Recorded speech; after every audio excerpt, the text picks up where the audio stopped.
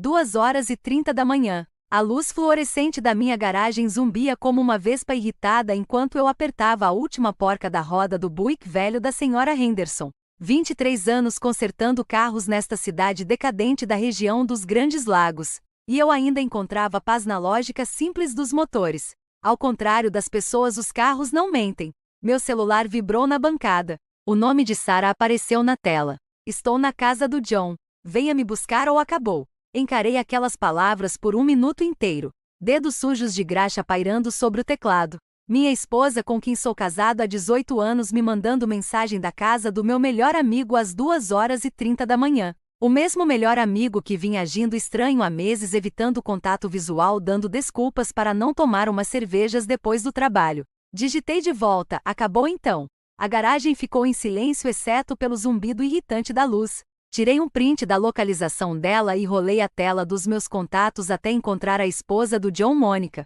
Ela estava grávida de 8 meses do segundo filho. A pobre mulher merecia saber com que tipo de homem tinha casado. Enviei a ela a captura de tela com uma mensagem simples: achei que você deveria ver isso. Então abri uma cerveja e esperei. Meu telefone começou a tocar em poucos minutos. A voz de Sarah em pânico cortou o ruído estático. Dani, o que você fez? A Mônica está enlouquecendo jogando coisas. Desliguei e coloquei o telefone no gancho. Nada acelera mais a adrenalina do que a ligação da sua esposa para outro homem às 2 da manhã, pensei dando um longo gole na cerveja. O gosto era amargo, mas não tão amargo quanto a constatação de que meu casamento tinha sido uma mentira por Deus sabe quanto tempo. Lá fora os postes de luz projetavam longas sombras sobre nosso tranquilo bairro residencial. Casas cheias de famílias dormindo, pessoas que ainda acreditavam em finais felizes. Eu costumava ser uma delas. O Buick estava ali parado como um velho cão paciente esperando que seu dono o reclamasse. Pelo menos alguém seria feliz amanhã. A senhora Henderson recuperaria seu carro ronronando como novo e seguiria para sua vida simples e descomplicada. Eu a invejava. Ao amanhecer eu sabia que minha vida como eu a conhecia havia acabado. O que eu não sabia era que estava prestes a me tornar alguém que jamais imaginei. Alguém que faria todos pagarem pelo que me tiraram. A manhã seguinte me atingiu como uma marreta na cabeça. Acordei no sofá da garagem com o pescoço rígido e a boca com um gosto de cerveja velha e traição. Meu celular tinha 17 chamadas perdidas e 43 mensagens de texto. Sarah estava ocupada. Dani, por favor, me ligue. Precisamos conversar. Isso tudo é um mal-entendido. Você está destruindo nossa família. As crianças estão fazendo perguntas. Apaguei todas sem ler além das primeiras palavras. Então vi as notificações do Facebook. Meu sangue gelou. Mônica não apenas confrontou John. Ela postou tudo. Capturas de tela da localização de Sarah, horários, até fotos do carro de Sarah na garagem deles. A publicação tinha sido compartilhada 47 vezes na nossa pequena cidade de 12 mil habitantes. Senhoras, é isso que acontece quando o melhor amigo do seu marido resolve destruir um lar. Dani Peterson, obrigada por me mostrar quem meu marido realmente é. Os comentários foram brutais. Nossos vizinhos, colegas de trabalho da Sarah, pessoas da nossa igreja. Todo mundo estava dando sua opinião. Alguns apoiavam a Mônica, outros a chamavam de louca. Alguns me culpavam por expor os problemas do meu casamento publicamente. Minha filha Emma mandou uma mensagem às 6 horas da manhã. Pai, todo mundo na escola está falando disso. Mamãe disse que você arruinou tudo. Por que você fez isso? Fiquei olhando para aquela mensagem por 10 minutos. Como explicar para sua filha de 17 anos que às vezes a verdade é mais complicada que a mentira, que às vezes pessoas boas fazem coisas terríveis e às vezes a única justiça que você consegue é aquela que você mesmo faz? Respondi: sua mãe fez a escolha dela. Eu só me certifiquei de que as pessoas certas soubessem disso. O sino acima da porta da minha loja tocou. Levantei os olhos e vi meu cliente de longa data, Bill Martinez, parado na porta com uma expressão desconfortável. Ei, Dani, odeio fazer isso, mas minha esposa viu aquela coisa no Facebook e acha que talvez eu devesse levar meu caminhão para outro lugar por um tempo até as coisas se acalmarem. Assenti lentamente. Entendo, Bill. Não é nada pessoal, sabe? É só que as pessoas adoram o escândalo mais do que uma boa revisão. Completei. Não se preocupe com isso. Bill mexeu os pés, claramente querendo dizer mais, mas se contentou com um aceno fraco ao sair. Mais 3 clientes cancelaram naquele dia. À noite minha agenda parecia um queijo suíço. Fechei a loja mais cedo e dirigi até o Rusty Anchor, o barzinho onde John e eu bebíamos juntos todas as sextas-feiras na última década. O lugar cheirava a cigarro velho e sonhos desfeitos, mas a cerveja estava gelada e ninguém fazia perguntas idiotas. Tommy, o barman, deslizou uma Bud Light pelo balcão de madeira desgastado sem que eu pedisse. Dia difícil, disse ele. Pode-se dizer isso. Ouvi falar do lance do Facebook. A Mônica surtou mesmo, né? Dei um longo gole na bebida. Não posso culpá-la. O John esteve aqui 2 vezes hoje. Parece um inferno. Ele fica dizendo que é tudo um grande mal-entendido. É que tipo de mal-entendido envolve minha esposa estar na casa dele às 2h30 da manhã? Tommy deu de ombros. O tipo que acaba com amizades, eu acho. A porta do bar se abriu e me virei para ver o treinador Peterson, nenhum parentesco apesar do nome, entrando. Ele era dono da antiga academia de boxe onde eu vinha treinando nos últimos 5 anos tentando evitar o ganho de peso típico da meia-idade. Ouvi dizer que você talvez precise conversar com alguém, disse ele sentando-se no banco ao meu lado. As notícias correm rápido nesta cidade. Mais rápido do que fofoca em um almoço comunitário da igreja. Ele pediu um uísque puro. Sabe, eu já vi muitos caras passarem por momentos difíceis. Os que se dão bem são os que reagem com inteligência, não com estupidez. O que isso quer dizer? Significa não deixar que eles vençam fazendo você fazer alguma besteira. O que isso quer dizer? Significa não deixar que eles vençam fazendo você fazer alguma besteira. Quer justiça? Faça valer a pena. Eu fiquei olhando para minha cerveja pensando nas mensagens da Sarah, nos meus clientes indo embora, na cara de decepção da minha filha. Eles queriam que eu fosse o vilão dessa história. Tudo bem, mas vilões não se submetem passivamente. Vilões revidam. A loja de ferragens do John ficava na rua principal como um monumento ao sucesso de uma cidade pequena. 3 gerações da família Brennan administraram o lugar e John a expandiu, tornando-a a maior operação num raio de 80 quilômetros. Caminhões novos e brilhantes no estacionamento, pintura fresca no prédio, uma grande placa anunciando seus valores familiares. Valores familiares.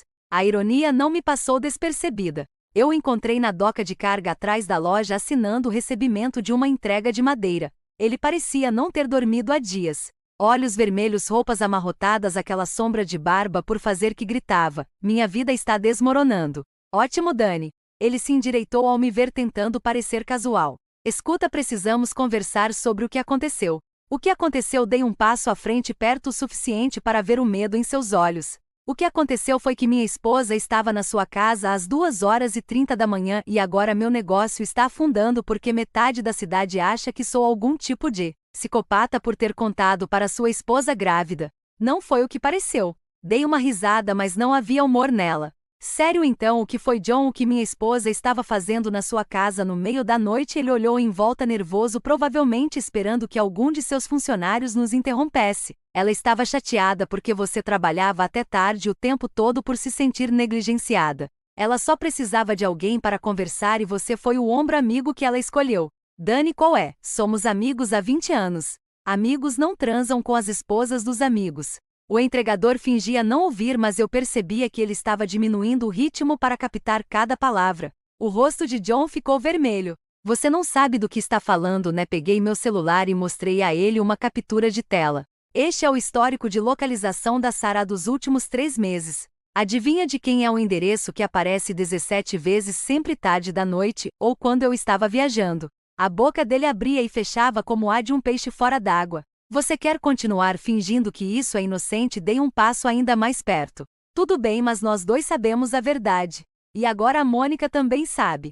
Você destruiu meu casamento. Eu destruí o seu casamento. A raiva que vinha se acumulando há 24 horas finalmente explodiu. Você destruiu o seu próprio casamento quando decidiu dormir com a minha esposa. Empurrei-o com força. Ele cambaleou para trás, tropeçando em uma pilha de tábuas e caindo de bunda no cascalho. Você arruinou minha família, eu disse parada sobre ele. Então achei justo retribuir o favor. John se levantou rapidamente com o rosto contorcido de raiva. Você sempre foi um invejoso de merda. Sarah me contou o quanto você a fazia infeliz, como você nunca dava valor ao que tinha. Dei-lhe um tapa forte. O som ecoou na doca de carga como um estalo seco.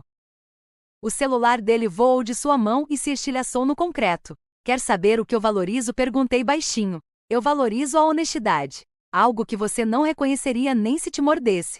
John tocou a bochecha, me encarando com uma mistura de choque e ódio. Você vai se arrepender disso, Dani. A única coisa de que me arrependo é de não ter descoberto que tipo de homem você realmente era há 20 anos. Virei-me e fui embora, deixando-o ali parado em meio à madeira espalhada e aos cacos de vidro. Atrás de mim ouvi-o gritar algo sobre chamar a polícia, mas não liguei. A câmera de segurança instalada acima da doca de carga tinha gravado tudo, mas eu tinha sido cuidadoso. Ele tinha dado o primeiro golpe verbal e eu só me defendi. Qualquer advogado decente poderia justificar a situação. Não que isso importasse. Numa cidade deste tamanho, a reputação era tudo, e a de John estava prestes a sofrer outro golpe. Eu tinha planos para isso. Os papéis do divórcio chegaram numa manhã de quinta-feira, entregues por um oficial de justiça arrogante que parecia gostar de arruinar o dia das pessoas. Sarah queria tudo: a casa, metade da empresa, pensão alimentícia, até minha caminhonete. Sentei-me na minha cozinha vazia lendo jargão jurídico, enquanto tomava um café com gosto de óleo de motor. 18 anos de casamento reduzidos a uma pilha de papéis e uma lista de bens a serem divididos. Meu telefone tocou. Era o advogado de Sarah, algum figurão da cidade que provavelmente cobrava mais por hora do que eu ganhava em uma semana. Sr. Peterson, aqui é Jennifer Walsh representando sua esposa.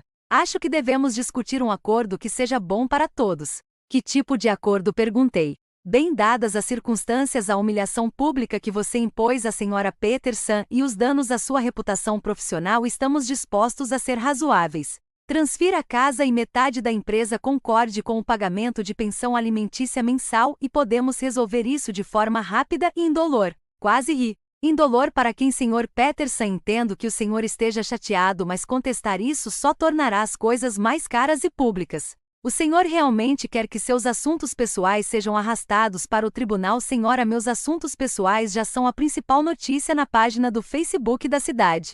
O que mais você tem? Houve uma pausa. Talvez o senhor devesse consultar um advogado antes de tomar qualquer decisão precipitada. Talvez o senhor devesse dizer à sua cliente que eu não vou ceder só porque ela diz. Desliguei e liguei imediatamente para o meu banco. Hora de proteger meu próprio patrimônio. A conta conjunta tinha $23.000. Transferi $11.500 para minha conta pessoal. Exatamente metade. Nada de ilegal nisso. Depois liguei para as operadoras de cartão de crédito e cancelei todos os cartões compartilhados que tínhamos. Sarah ligou em menos de uma hora gritando: "O que você fez? Meu cartão foi recusado no supermercado. Protegi meus bens. Algo que seu advogado provavelmente deveria ter te aconselhado a fazer antes de me entregar a intimação. Dani, isso é uma loucura. Podemos resolver isso." Resolver o que? Perguntei. Você está prejudicando minha melhor amiga há meses, talvez anos. Você quer ficar com minha casa, minha empresa, tudo pelo que trabalhei. O que exatamente há para resolver? Cometi um erro. Não, Sarah. Um erro é esquecer de comprar leite no mercado. O que você fez foi tomar uma decisão.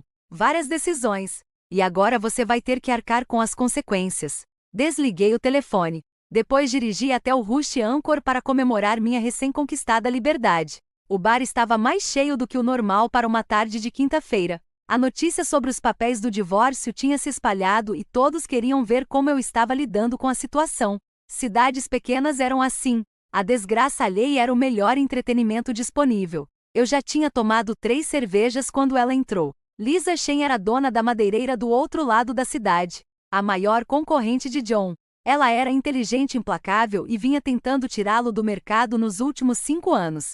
Ela também era. Percebi quando se sentou ao meu lado exatamente o tipo de aliada que eu precisava. Ouvi dizer que você está com alguns problemas legais, disse ela pedindo uma vodka com tônica. As notícias correm rápido, ainda mais rápido quando envolvem John Brennan. Ela se virou para mim, seus olhos escuros calculistas. Sabe, talvez eu possa te ajudar com isso. Que tipo de ajuda? Perguntei. Aquela que envolve garantir que a loja de ferragens do John tenha sérios problemas em breve. Observei seu rosto. Lisa sempre fora direta, mas desta vez parecia diferente, mais pessoal. O que você ganha com isso? O John anda a baixar os meus preços comprando mercadoria roubada. Venho a tentar provar isso há meses, mas ele é cauteloso. Agora que o mundo dele está a desmoronar-se, ele pode começar a agir de forma descuidada. E acha que eu posso ajudar com isso? Acho que um homem sem nada a perder pode ser muito motivado. Ela deslizou um cartão de visitas pelo balcão. Ligue-me quando estiver pronto para parar de se defender e começar a atacar. Ela terminou a bebida e saiu, mas o cartão ficou no balcão à minha frente como uma ferramenta carregada à espera de ser recolhida. Pensei no advogado da Sarah, nos papéis do divórcio, na cara de convencido do John quando pensou que ia escapar impune. Depois peguei no cartão. O depósito de madeira da Lisa era tudo que a loja de ferragens do John fingia ser: eficiente, moderno e lucrativo. O seu escritório dava para o piso principal, onde as empilhadoras moviam paletes de materiais com precisão militar. "Vieste", disse ela quando bati a porta na sexta-feira de manhã. "Estou aqui. Agora me diga o que você sabe sobre o John." Ela apontou para uma cadeira do outro lado da mesa. "Café, só as informações." Lisa sorriu, aquele tipo de sorriso que me fazia entender por que ela tinha tanto sucesso em um ramo dominado por homens.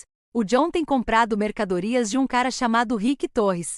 O Rick comanda uma equipe que encontra materiais de construção em obras da região." "Você quer dizer que rouba?", perguntei. "Quero dizer que encontra. A papelada parece toda legítima, mas os preços são bons demais para ser verdade, e o John tem repassado essa economia para os clientes para prejudicar meu negócio." Recostei-me na cadeira. "Por que você não foi à polícia?" "Porque o Rick é cauteloso e o John tem amigos no departamento do xerife. Eu precisava de alguém de dentro, alguém em quem o John confiasse." Ela fez uma pausa. "Ou costumava confiar." "O que você quer que eu faça?" "O John está ficando desesperado. A esposa o expulsou de casa. A reputação dele está arruinada e os negócios estão começando a sofrer. Homens desesperados cometem erros." Ela deslizou uma pasta pela mesa. "Preciso que você consiga provas do que ele anda fazendo." Abri a pasta. Dentro havia fotos de caminhões fazendo entregas na loja do John, notas fiscais com preços suspeitos e uma lista de obras que haviam relatado roubos. "Isso é muito trabalho para alguém que só quer prejudicar um concorrente." A expressão de Lisa endureceu. "O John não é apenas meu concorrente, Dani.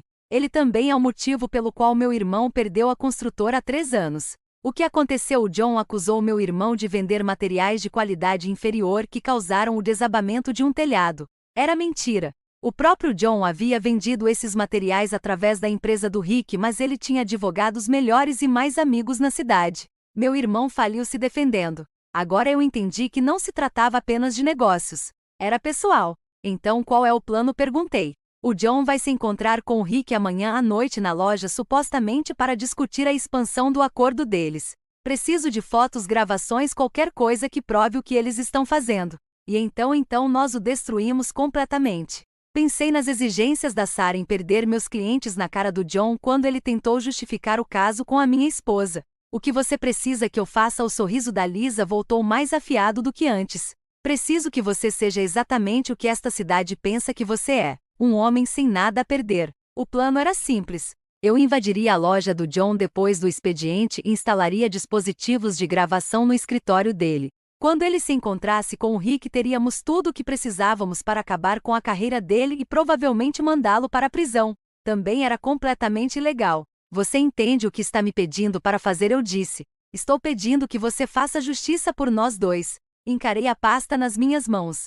Fotos de materiais roubados, notas fiscais de mercadorias que haviam sido levadas de empreiteiros honestos, evidências de um esquema que durava anos enquanto John se apresentava como um pilar da comunidade. Quando começamos sábado à noite, 23 horas.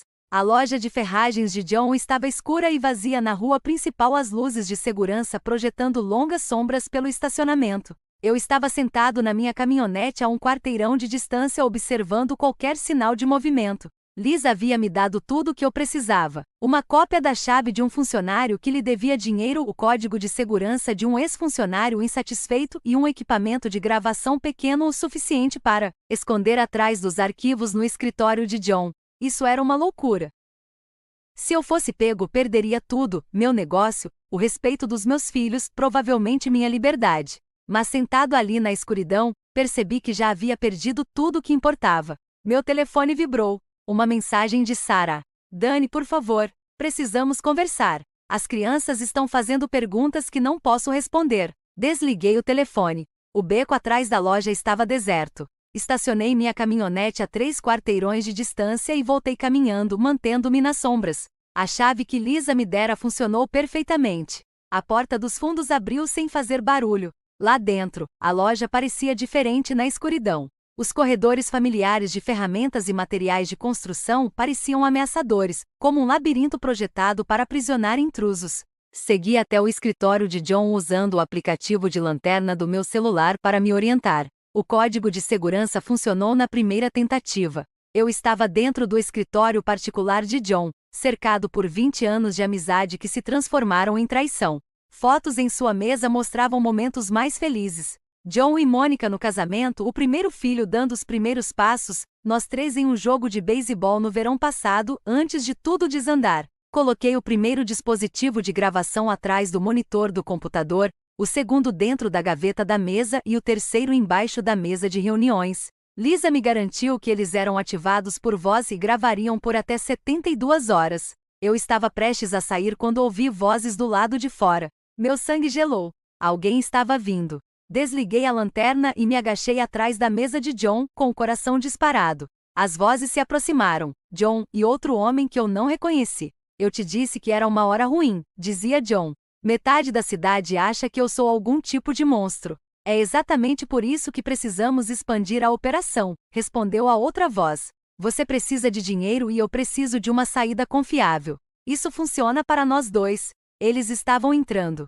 Olhei freneticamente ao redor procurando outra saída, mas não havia para onde ir. O escritório de John tinha apenas uma porta, e eles estavam prestes a entrar. As luzes se acenderam na loja principal. Ouvi John desarmando o sistema de segurança e em seguida passos se aproximando do escritório. Eu estava encurralado. A porta do escritório se abriu e John entrou com um homem que eu nunca tinha visto antes, alto, magro, com um rosto que gritava criminoso para qualquer pessoa com um mínimo de inteligência. Meu Deus! John deu um pulo para trás quando me viu agachado atrás da mesa. Olá, John, eu disse, levantando-me lentamente. O que diabos você está fazendo aqui? Engraçado. Eu estava por perto e pensei em dar uma passada para ver como estavam os negócios. O outro homem deu um passo à frente, levando a mão ao paletó. Quem é esse cara? Este é Danny Peterson, disse John. Meu ex-melhor amigo e atual pé no saco. Aquele cuja esposa você anda pegando. Olhei para John com falsa surpresa. Você contou isso para ele? Que atencioso. Danny, você precisa ir embora agora. Na verdade, acho que vou ficar. Esta conversa parece fascinante. Sentei-me na cadeira de John e coloquei os pés sobre a mesa. Por favor, continue. Você estava falando sobre expandir seus negócios. O homem magro olhou para John nervosamente. Deveríamos fazer isso em outra hora. Não, eu disse. Não me deixe interromper. Estou aqui apenas para ouvir. O rosto de John estava ficando vermelho. Saia da minha loja, Danny. Ou o quê? Desafiei. Vai chamar a polícia? Isso promete. Policial, gostaria de denunciar um intruso que me flagrou reunido com um cara que parece roubar para viver. O homem magro já estava recuando em direção à porta. Estou fora daqui. Rick, espere. John começou a ir atrás dele, mas Rick já tinha ido embora. Nos encaramos por cima da mesa, 20 anos de amizade reduzidos a este momento de puro ódio. Você acabou de me fazer perder muito dinheiro, disse John baixinho. Ótimo. Considere isso juro sobre o que você me roubou. Eu nunca roubei nada de você. Eu ri. Você roubou minha esposa. Você roubou minha paz de espírito. Você roubou minha confiança. Levantei-me e contornei a mesa até ficarmos cara a cara. Mas, acima de tudo, você roubou minha crença de que as pessoas podem ser decentes. As mãos de John se fecharam em punhos. Sarah veio até mim, Danny. Ela estava infeliz com você. Então, você decidiu ajudá-la. Eu decidi estar lá para alguém que precisava de mim. Que nobre gesto. Dei um passo à frente. Diga-me, John, quando você estava ao lado da minha esposa, pensou na Mônica, nos seus filhos, no fato de que ela está grávida de 8 meses do seu filho? Algo brilhou em seus olhos. Ele tentou me atacar, mas eu estava preparado. Segurei seu pulso e torci, fazendo-o cambalear contra a parede. Você sempre foi um péssimo lutador, eu disse. Ele veio para cima de mim novamente, acertando-me nas costelas com um soco descontrolado. O ar escapou dos meus pulmões, mas consegui agarrá-lo e jogá-lo contra o arquivo. Lutamos por alguns segundos, derrubando cadeiras e espalhando papéis, até que consegui imobilizá-lo com uma chave de braço e apertei até que ele parasse de se debater. É o seguinte, eu disse, ofegante. Você vai ficar longe da minha esposa. Vai ficar longe de mim e vai rezar para que eu não resolva contar para todo mundo na cidade sobre o seu amigo Rick e as mercadorias com desconto dele. Soltei-o e fui em direção à porta. Isso não acabou, ele gritou atrás de mim. Virei-me. Você tem razão. Não acabou. As gravações que Lisa e eu fizemos naquela noite foram melhores do que esperávamos. Não só pegamos John discutindo seu acordo com Rick, como também o fizemos admitir que vendia materiais roubados e subornava um inspetor de obras para ignorar violações do código. Foi o suficiente para destruí-lo completamente. Mas eu queria mais do que justiça. Eu queria vingança. Deveríamos levar isso à polícia, disse Lisa quando nos encontramos em seu escritório na segunda-feira de manhã. Ainda não, Dani. Isso é tudo o que precisamos. Isso é tudo o que precisamos para colocá-lo na prisão. Mas a prisão é fácil demais. Quero que ele perca tudo primeiro, como eu perdi. Quero que ele saiba como é ver seu mundo inteiro desmoronar. Lisa estudou meu rosto. O que você tinha em mente? Quantas pessoas nesta cidade fazem negócios com a loja do John? A maioria. Ele tem os melhores preços da região porque está vendendo mercadoria roubada. O que acontece quando esses clientes descobrirem que seus materiais de construção vieram de roubo? O que acontece quando as seguradoras começarem a fazer perguntas sobre sinistros envolvendo os materiais do John? A compreensão surgiu nos olhos de Lisa. Eles vão processá-lo até a falência. E então chamamos a polícia. Passamos a semana seguinte divulgando informações cuidadosamente. Lisa tinha contatos em toda a indústria da construção civil, pessoas que haviam sido prejudicadas pelos preços abusivos do John. Eu tinha clientes que confiavam no meu julgamento sobre os negócios locais. Na sexta-feira, os boatos se espalharam como fogo em palha seca. A loja do John estava vendendo mercadorias roubadas. Os materiais eram de qualidade inferior. Os sinistros estavam sendo investigados pelas seguradoras. Processos judiciais estavam sendo abertos. O estacionamento do John, geralmente cheio de caminhões de empreiteiras, estava quase vazio. Eu estava no Rush Anchor comemorando a pequena vitória quando minha filha Emma entrou. Ela parecia mais velha do que seus 17 anos, cansada e irritada de uma forma que partiu meu coração. Pai, precisamos conversar. Segui-a até uma mesa no fundo, longe dos olhares curiosos dos outros clientes. Mamãe diz que você está tentando destruir os negócios do John por despeito. Sua mãe diz muitas coisas. É verdade? Olhei para minha filha. Os olhos de Sarah, meu queixo teimoso, uma combinação do melhor e do pior de nós duas. John destruiu nossa família, Emma. Ele e sua mãe fizeram escolhas que nos magoaram muito. Só estou garantindo que haja consequências para essas escolhas. Arruinando a vida dele, responsabilizando-o. Emma balançou a cabeça. Você não era esse o pai que costumava ser. Não, não era. O homem que eu costumava ser confiava nas pessoas. Ele acreditava que seus amigos eram leais e sua esposa era fiel. Esse homem era um idiota. Esse homem era meu pai. As palavras dela me atingiram com mais força do que o soco de John. Estendi a mão por cima da mesa, mas ela a afastou. Emma, a mamãe vai se mudar para Chicago. Ela conseguiu um emprego em um grande escritório de advocacia lá. E você e seu irmão? Ela quer que a gente vá com ela, recomece do zero, longe de toda essa confusão. O ambiente parecia girar ao meu redor. Perder a Sarah já era ruim. Nosso casamento estava em crise muito antes de eu pegá-la me traindo. Mas perder meus filhos, o que você quer fazer? Quero minha família de volta. Quero que as coisas voltem a ser como eram. Lágrimas começaram a escorrer pelo rosto dela. Mas isso não vai acontecer, né? Eu queria mentir para ela, prometer que tudo daria certo, que poderíamos reconstruir o que tinha sido destruído, mas ela merecia mais do que falsas esperanças. Não, querida, não vai. Ela sentiu, enxugando os olhos com as costas da mão. Então acho que a gente se vê quando a gente se ver. Ela me deixou sentada naquela mesa, encarando meu reflexo na janela, me perguntando se a vingança valeria a pena perder tudo o que importava. A resposta me veio na manhã de terça-feira, quando encontrei as vitrines da minha loja cobertas de tinta spray, trapaceiro e mentiroso em letras vermelhas brilhantes no vidro que eu mantinha impecável há 20 anos. Obra do John, sem dúvida. Seu último ato de desafio antes que seu mundo desmoronasse completamente. Liguei para Lisa. Chegou a hora. Tem certeza? Absoluta. Nos encontramos na delegacia naquela tarde com cópias de todas as nossas gravações, fotografias das mercadorias roubadas e uma cronologia detalhada das atividades criminosas de John. O detetive Morrison, um cara que eu conhecia desde o ensino médio, ouviu tudo com uma expressão sombria. Esta é uma prova sólida, Dani. Podemos prendê-lo hoje à noite. Há mais uma coisa que eu quero fazer primeiro. Morrison ergueu uma sobrancelha.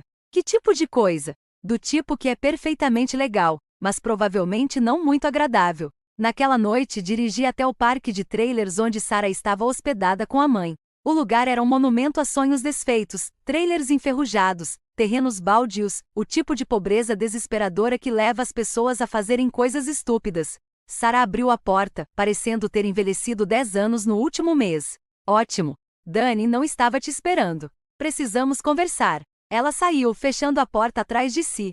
Se isso é sobre as crianças se mudarem para Chicago, é sobre muita coisa. Peguei meu celular e mostrei a ela uma foto que Lisa tinha tirado de John se encontrando com Rick, tipo o negócio paralelo do seu namorado vendendo mercadoria roubada. O rosto dela empalideceu. Do que você está falando? Estou falando do fato de que John está comandando uma operação criminosa na loja de ferragens dele. A polícia vai prendê-lo amanhã de manhã. Você está mentindo. Toquei uma das gravações. A voz de John ecoava no ar, discutindo preços de madeira roubada e subornos para fiscais de obras. Sarah se deixou cair nos degraus da frente do trailer. Meu Deus! O homem por quem você jogou nosso casamento fora vai para a prisão.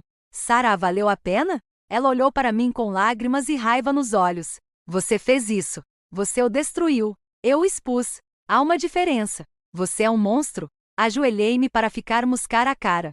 Sou um homem que se cansou de ser enganado pela esposa, pelo melhor amigo, por todos em quem confiava. As crianças nunca vão te perdoar por isso. Talvez não, disse ela, mas elas saberão que o pai delas não é um banana.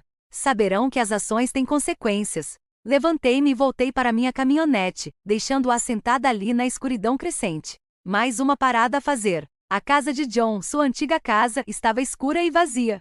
Mônica havia voltado a morar com os pais depois de expulsá-lo, levando as crianças e deixando-o sem nada além de uma hipoteca que ele não podia pagar e vizinhos que atravessavam a rua para evitá-lo. Encontrei-o em sua loja, sentado em seu escritório com uma garrafa de uísque e uma pilha de contas atrasadas. Ele ergueu os olhos quando entrei, com as olheiras vermelhas e olheiras profundas. Veio se gabar? Veio me despedir. Ele riu amargamente. Vai viajar? Tailândia? Comprei uma passagem hoje à tarde. Vai fugir? Sentei-me à sua frente. Vou seguir em frente.